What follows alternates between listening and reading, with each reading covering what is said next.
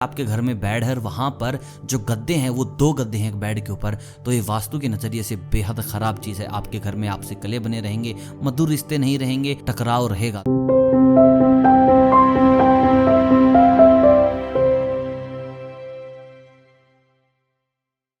दोस्तों देखिए, वास्तु अपने आप में एक बहुत बड़ी दुनिया है और कुछ लोग वास्तु के नियमों का पालन बिल्कुल भी नहीं करते और कहते हैं कि भाई जो होगा देखा जाएगा, हमें अपनी मेहनत पर विश्वास है। तुम उनको बता दो वास्तु क्यों जरूरी है। देखिए, आप मेहनत करते रहेंगे, आपको मेहनत का फल नहीं मिलेगा, और अगर आप वास्तु के नियमों का पालन कर रहे हैं तो मैं आपको बता दूं आपकी मेहनत का फल बहुत जल्दी मिलेगा और पूरा का पूरा मिलेगा। लेकिन आपको ये चीजें बहुत ध्यान से सुननी है और वीडियो को अंत तक देखना है, जैसे कि आप पैसे के लिए कभी भी गिड़गिड़ाए नहीं, रोए नहीं, पैसा आपके घर में सदैव बना रहे। साथ ही साथ हम इस वीडियो में बात करेंगे कि कैसे पति पत्नी के रिश्ते को जीवंत किया जा सकता है दरारें आने के बाद भी। दोस्तों सबसे पहले हम बात करते हैं पति पत्नी के रिश्ते को लेकर। देखिए, अगर आपके घर में बेड है, वहां पर जो गद्दे हैं वो 2 गद्दे हैं एक बेड के ऊपर, तो ये वास्तु के नजरिए से बेहद खराब चीज है। आपके घर में आपसे कले बने रहेंगे, मधुर रिश्ते नहीं रहेंगे, टकराव रहेगा। तो अगर आप चाहते हैं कि पति पत्नी के रिश्ते में मधुरता आए तो एक बेड पर 2 गद्दे बिल्कुल भी ना हो। देखिए, रखने में बहुत सुंदर लगते हैं, लेकिन मैं फिर भी आपको बता दूं, साज सज्जा के चलते वास्तु के नियमों का उल्लंघन करना बहुत गलत है। आप अपने घर में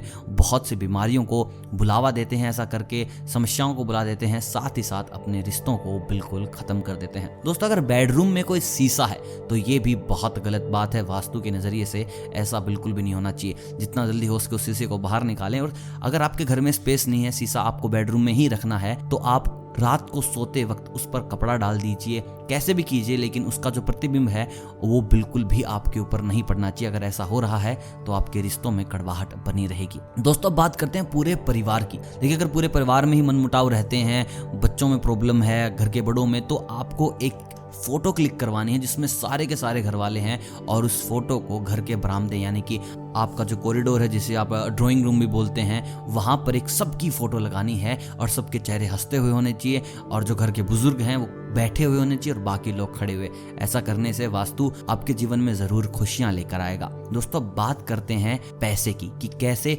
वास्तु पैसे आपके लिए लेके आएगा। देखिए, सबसे पहले हम बात करते हैं कि टोटके की। देखिए, अगर आप टोटकों पर विश्वास करते हैं तो मैं आपको बता दूं, वास्तु और टोटके दोनों ही अलग चीज हैं। आपको ध्यान देना है कि आप टोटकों पर जाना चाहते हैं या वास्तु। वास्तु एक बहुत बड़ा कंसेप्ट है और टोटके कुछ ऐसे वास्तु का ही पार्ट है जहां पर आप किसी क्रिया के द्वारा चीजों को अपनी ओर आकर्षित कर लेते हैं। तो ऐसे में हम बात करते हैं पैसे के टोटके के बारे में। आपको क्या करना है, आपको 2 लौंग रखनी है, और जो लौंग होगी वो बिल्कुल काली लौंग होंगी। कहीं से भी खंडित लौंग आपको नहीं लेनी। कई बार क्या होता है ना, पंसारी की दुकान पर हम जाते हैं, हमें खंडित लौंग दे देता है, तो ऐसा करना बेहद गलत होगा। आपको बिल्कुल भी खंडित नहीं लेनी है। पूरी की पूरी लौंग को आपको एक कपड़े में रखना है और उस कपड़े को अच्छे से सहेज कर जो आपकी अलमारी है जहां पर आप पैसा रखते हो वहां पर रख देना है।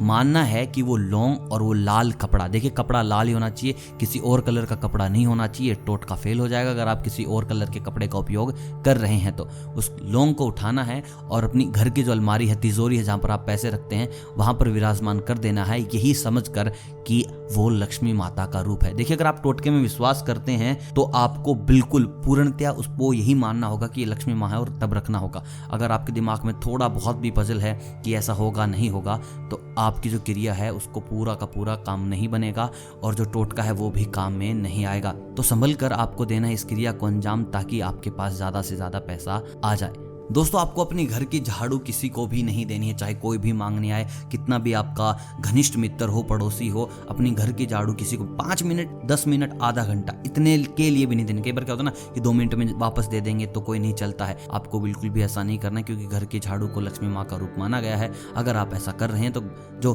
माँ लक्ष्मी है वो आपसे रुष्ट हो जाएगी, घर से चली जाएगी, फिर आप चाहे कितना भी बुलाते रहना वो नहीं आएगी। तो दोस्तों, आज मैंने आपको 3 बातें बताई हैं परिवार की रक्षा के लिए, धन के लिए, ताकि वास्तु आपकी जिंदगी को और भी आसान बना दे। वीडियो अगर अच्छी लगी हो तो वीडियो को लाइक कीजिएगा, चैनल को कीजिएगा सब्सक्राइब अगर आप नए हैं तो। मैं मिलता हूं आपसे बहुत जल्द वास्तु की एक नई दुनिया में आपको ले जाने के लिए। तब तक आप सभी को अलविदा।